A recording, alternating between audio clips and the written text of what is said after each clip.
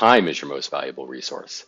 You will be cash strapped as a startup, and it will feel like cash is your most valuable resource, but it's actually time. And there's just not enough hours in the day. The team is small, so collectively there's still not enough hours in the day, and Yep. you got to stay focused.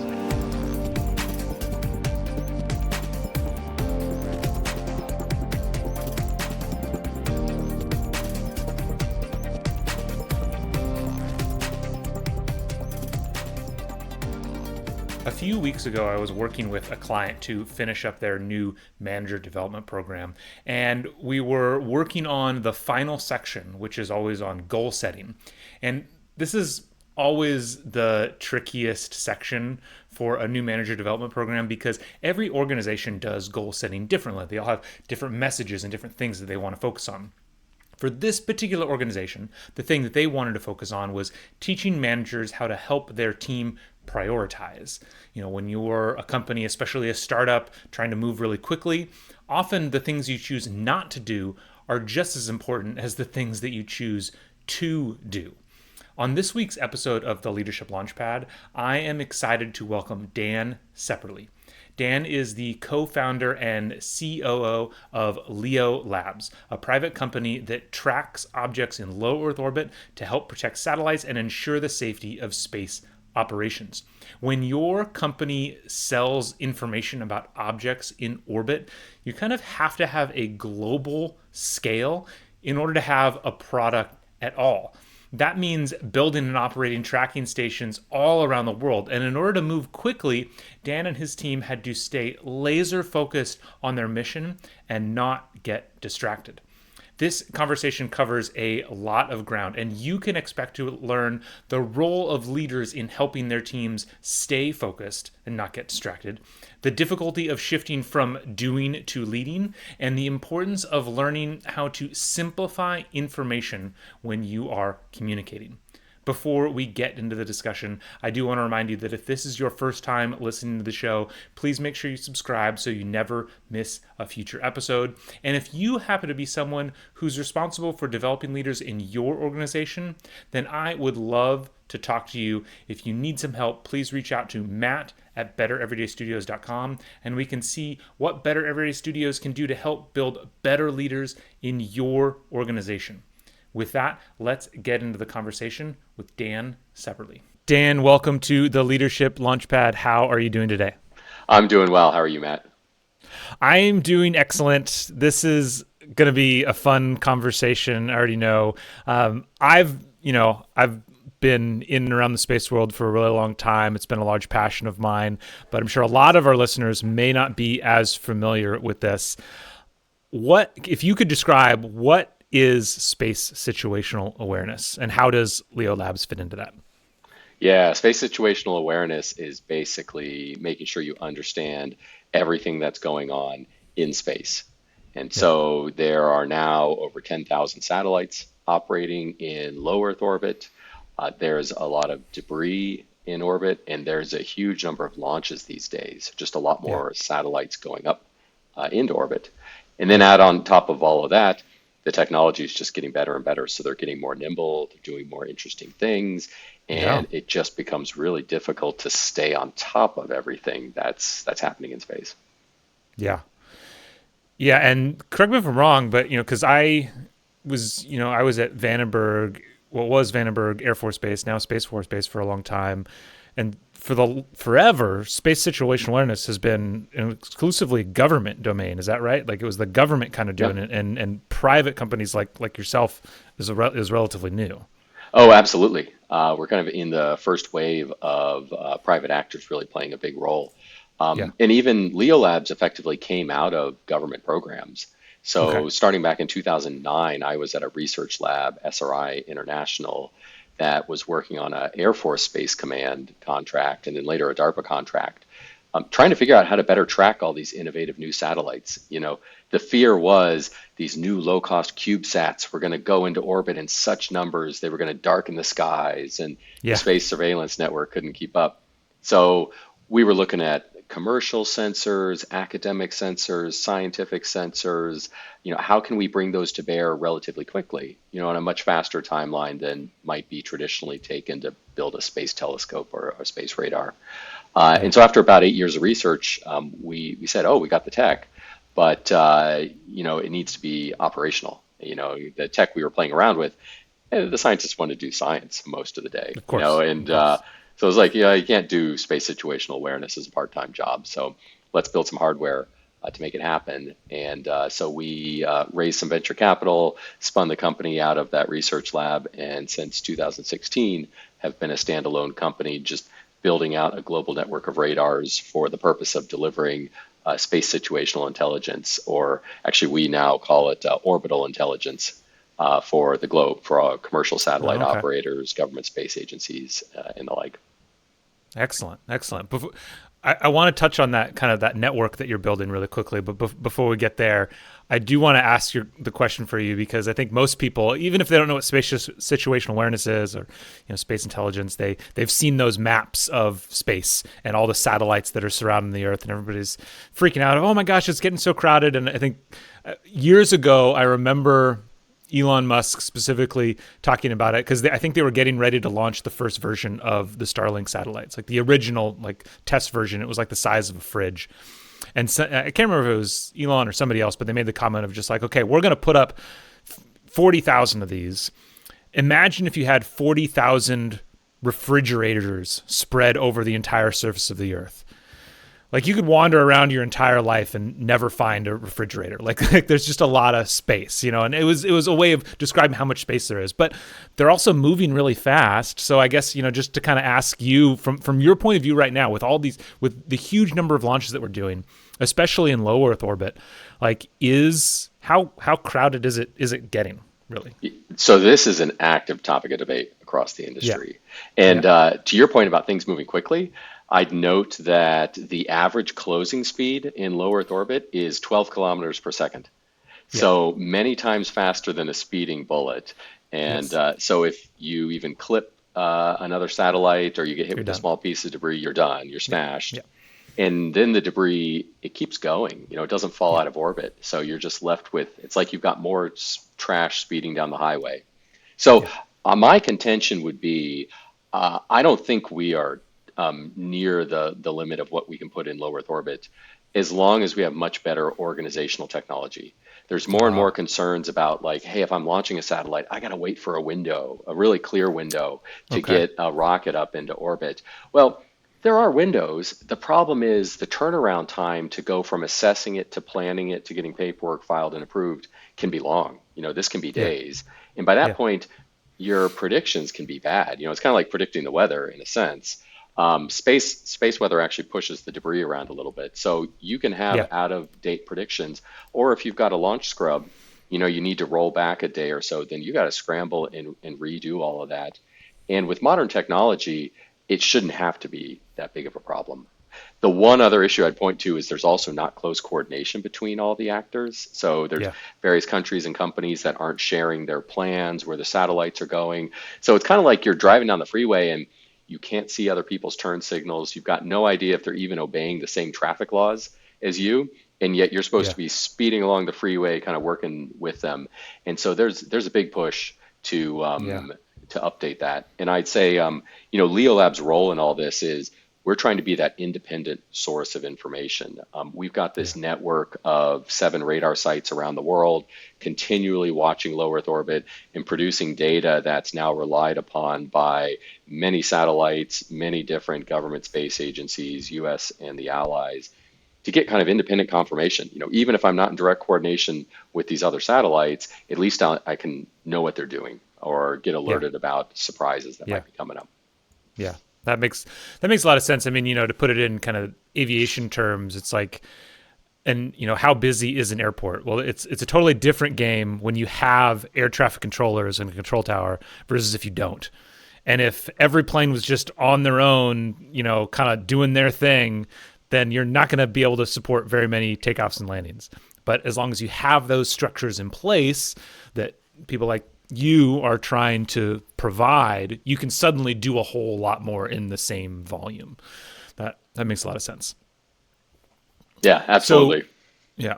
So go into that site network, of radar stations that you've set up, and kind of the things that you're doing all across the globe, because there is a critical mass that you need for your information to even be valuable. Switching into kind of the more the topic of this episode, the leadership lens through which that has happened. You've expanded really quickly. You've set all this up really, really quickly. From your point of view, having seen it, how much was, because I think I'm always trying to get this question out to a lot of different companies that are successful, of just like, is it just like grit and hard work, or is it working smarter, or how does leadership play in? So from when you're looking at it, where was leadership's role in enabling the rapid expansion that you've been able to have? Yeah, so especially in the early days for us, it was kind of stepping out into the unknown or stepping out against the narrative that was in the industry, Mm-hmm.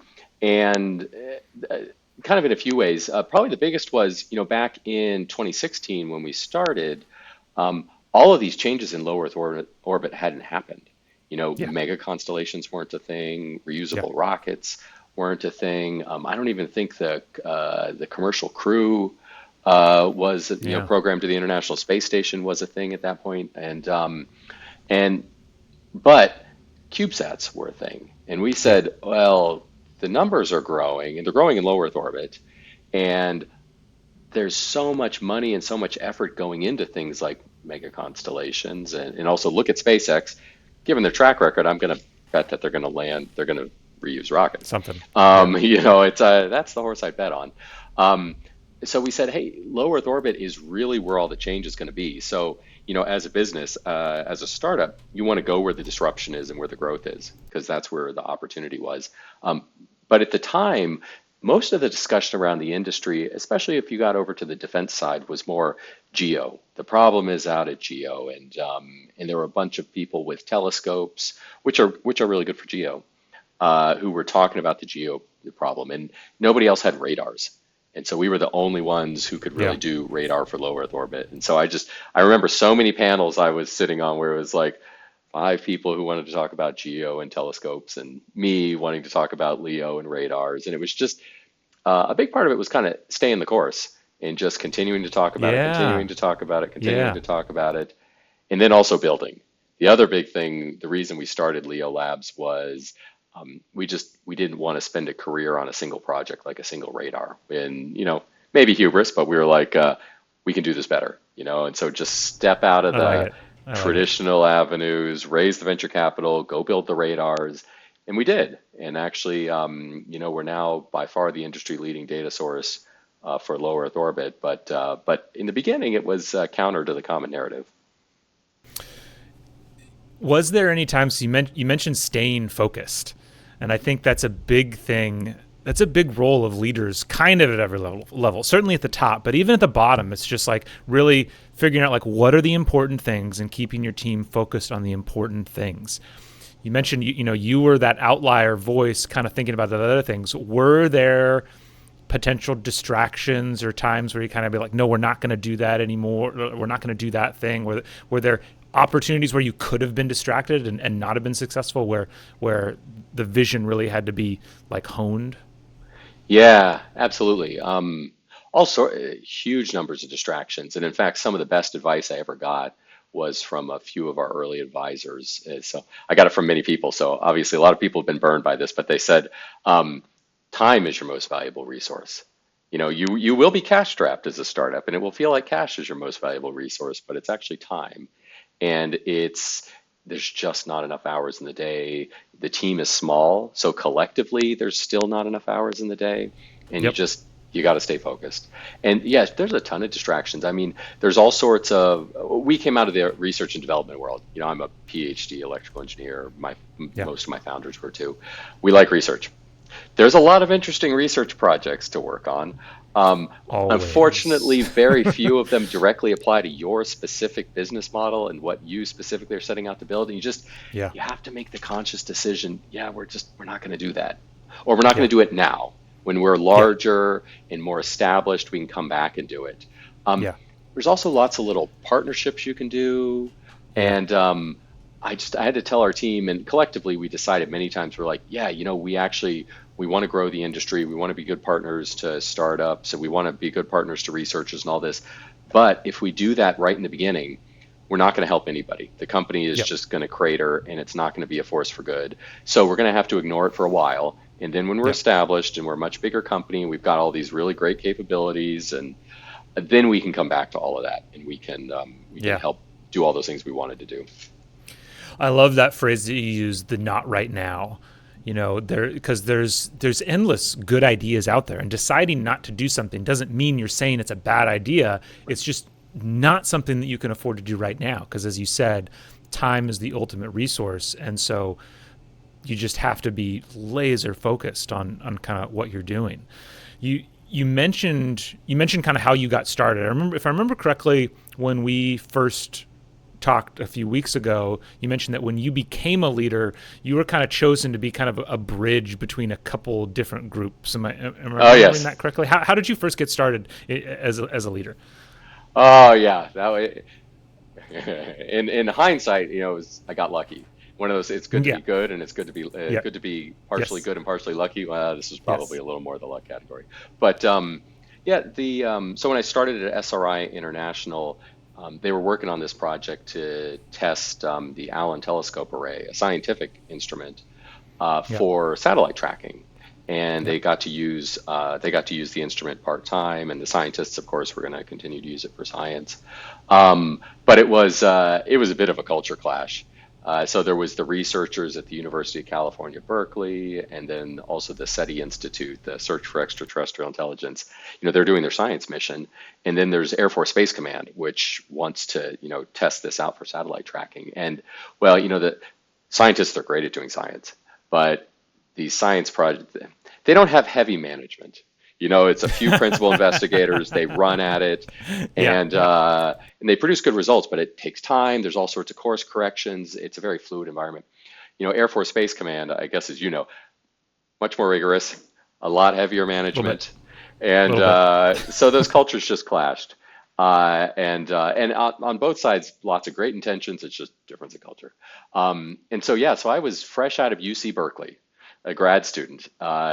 So I was kind of loosely affiliated with the people who had the science side, and I'd gone to work for SRI International, the defense side. And so SRI put me in as the project manager. Later on, I figured out because it was, well, maybe this guy can sort it out, and he's got a foot in Yeah. both worlds. And Yeah.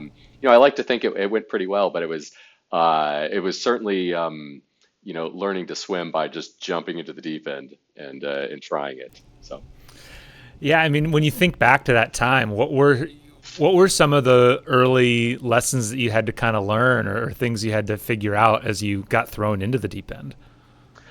yeah, so as an engineer, probably the toughest transition was to shift from kind of doing everything or doing a lot of it myself, the technical work, over to my primary focus being on communications and focus, back to focus, and then also uh, trying to project managing. So making sure the project was progressing, we were hitting milestones, we were reporting things like that. Um, One other interesting thing was also just the translation, and maybe this is where leadership in kind of a management technical role, there's something interesting. But there were a lot of really good scientists who knew this big radio frequency system in great detail, um, but they couldn't simplify what they said, what they were saying, and they couldn't extract the Yeah. main messages Yeah. for people who weren't experts. And in hindsight, that was really good training for me. It served me really well in my career, but I had to explain it, and I was coming from the engineering side, so it took me forever to explain things in a simple form. And I remember I would make slides that I thought were simplified in presentations. I bring up to my boss, like, no, go back to the drawing board. It's like, you got like 50 slides isn't going to work. You got three. Like, to take this Yeah. down to three. And as an engineer, you're like, oh my gosh, how am I ever going to Yes. communicate anything reasonable? But Yeah. you're interfacing with senior decision makers and acquisitions folks and operators, and they don't have all day. You've got your special Yeah. program that you're immersed in, but they got 100 others, so they're going to have 30 minutes with you like once a month. You better be focused when you communicate with them. Yeah. Yeah, it's I can't tell you how often, kind of just going through a couple points of your answer there. I can't tell you how often this idea of, especially as an engineer, making that shift from doing it all yourself to kind of being more of the organizer and the communicator, and just how challenging that shift is. But it is interesting what you're talking about this simplification of messaging. I don't know if that's really come up, but it is in terms of the discussions in the podcast. But it is something that's coming up again and again in clients that I'm working with. Even something as simple as, look, we need to train our engineers how to build their slide decks for the executive team, Yes. right? Because they're just including too much information. And it sounds like for you, it was a lot of trial and error. It was just kind of iteration. You just Oh kind yeah. of kept running up against it again and again. You know, yes. And frankly, I haven't found any better way to do it. Like you just have to Yeah. be persistent. And Mm-hmm. it's really, you got to be open to feedback too.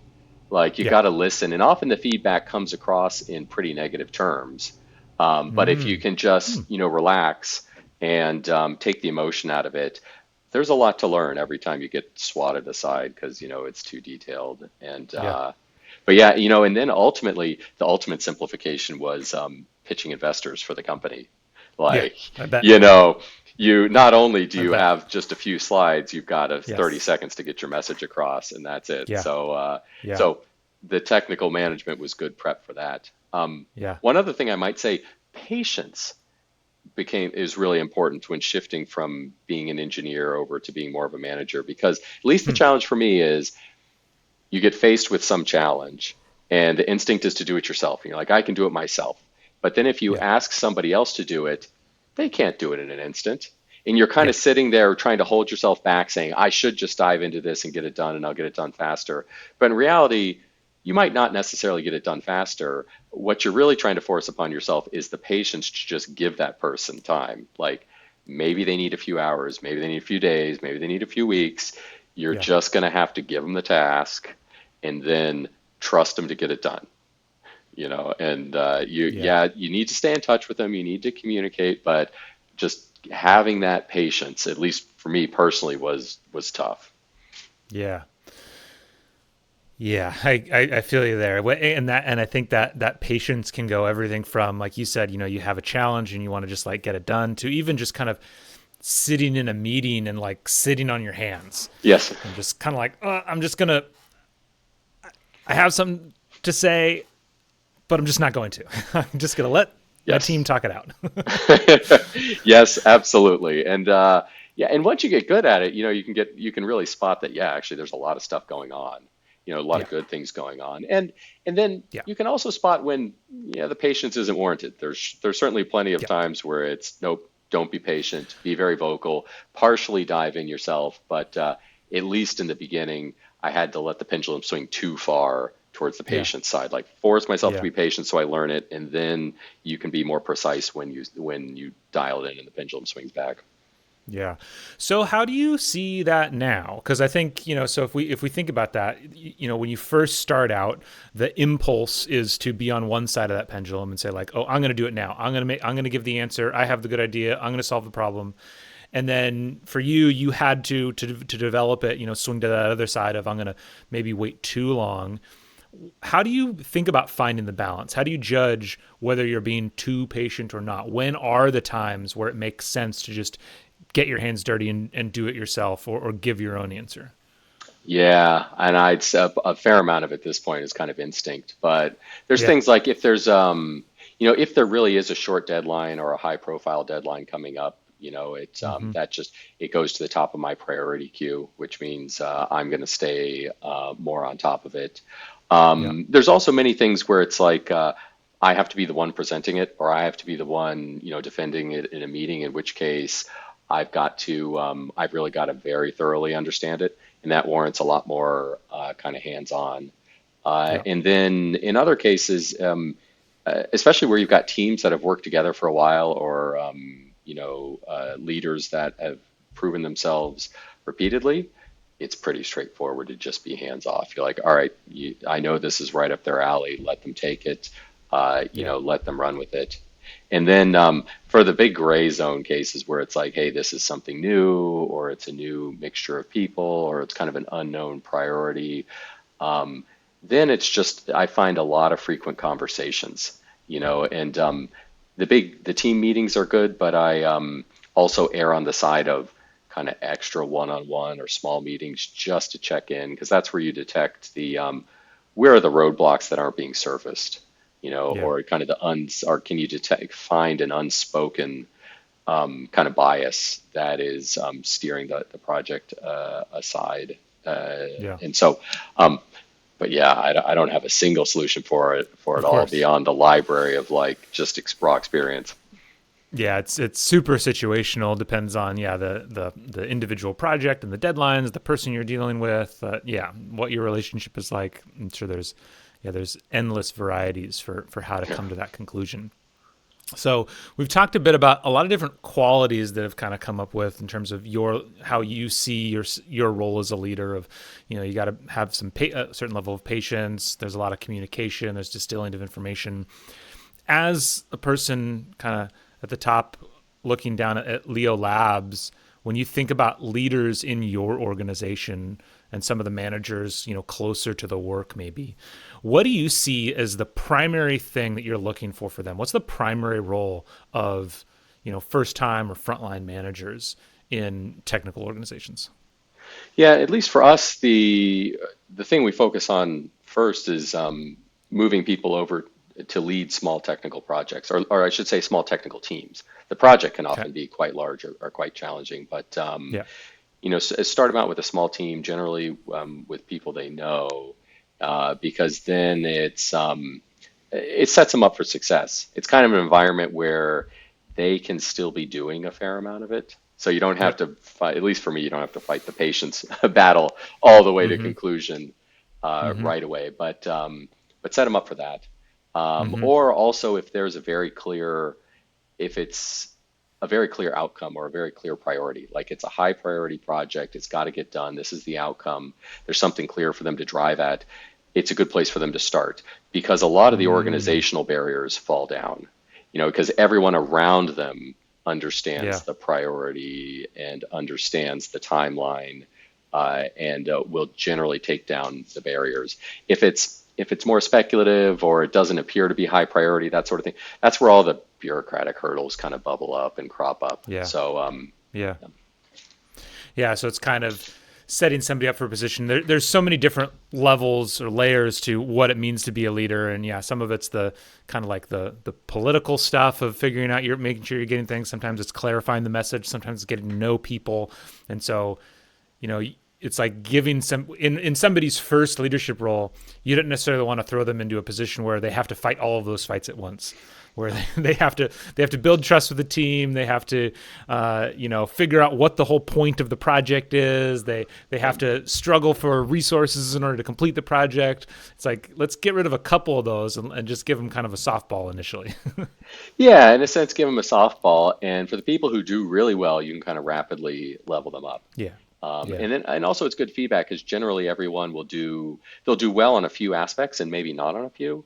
And so then that Mm-hmm. enables Mm-hmm. them and Mm-hmm. you as the manager to get a more clear view of, oh, okay, how's this person going to succeed, or where can we invest some time to help Yeah. them level up?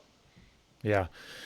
I mean, as a final note, kind of on that piece about feedback, because this has come up a little bit. It's leadership is very situational. The clarifying a message is very it's about just like having a lot of at bats where you just trial and Yeah. error it, but then you got to be able to have feedback. For you yourself, how did you have you always been good at receiving feedback, or did you have to kind of are there any techniques that you kind of created for yourself, or that you tips that you give to other people to accept that feedback without it destroying them, or taking it too personally? Yeah.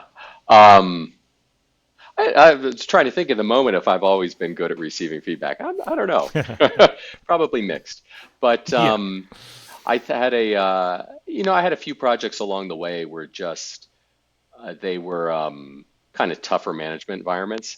So I Mm-hmm. had kind of just trial by fire gone through a few where the feedback was tough, and at one of the things that those very quickly taught me is it often isn't personal. I'm taking the brunt of all Yeah. of this, but Yeah. it's actually all these other things going on, that, Yeah. and there's Yeah. only a nugget of that is truly directed at me. But so it Yeah. kind of, that experience was good. So maybe I'd encourage everybody, don't shy away from necessarily the difficult situations.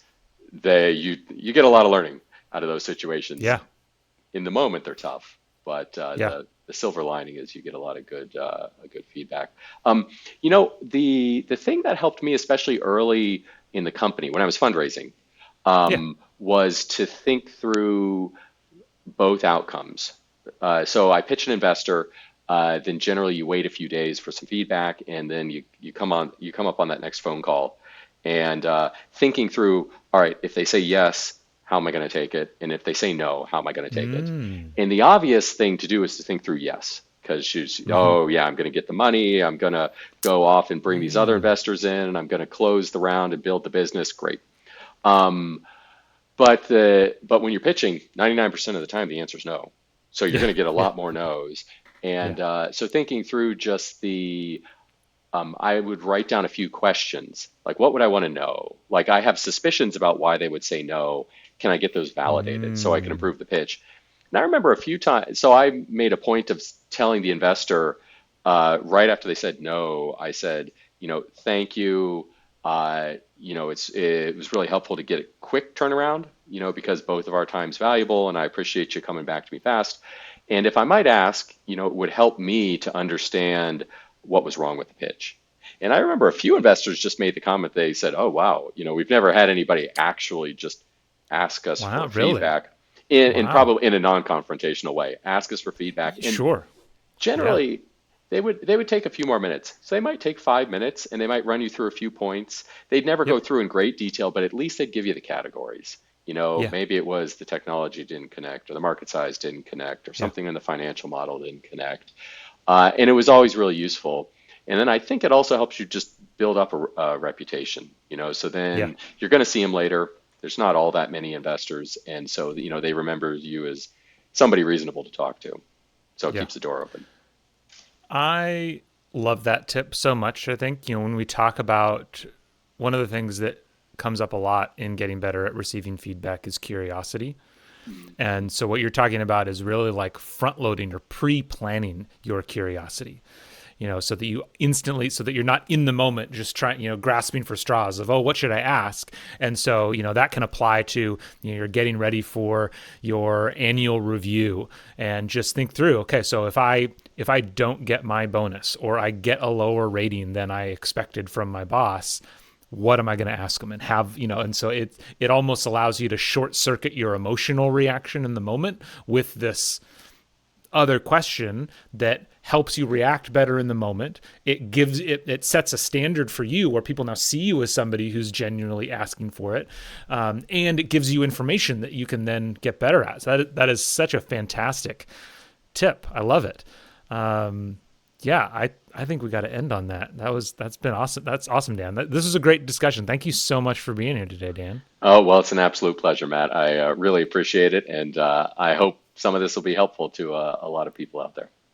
Yeah, I think it definitely will. We covered a lot of ground, everything from, how important it is for a leader to maintain focus of their teams because as you said, time is the ultimate resource that you have to be concerned about. And so the best way to conserve your time is by being really clear on what you focus on. For engineers, transitioning over, for anybody, any leader, it's really important to think about patience and kind of what that means, and then this last point about how to get more feedback so we can all improve because everything is so situational.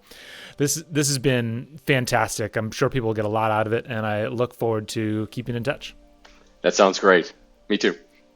Thank you so much for listening to today's show. If you are looking for help turning your organization's great engineers into great managers, me and my team at Better Everyday Studios would love to help. We deliver targeted and interactive training workshops that are designed to help build the 3 fundamental skills of any new manager: building trust, giving feedback, and setting goals. Reach out to me through matt@bettereverydaystudios.com so we can start making your organization better every day.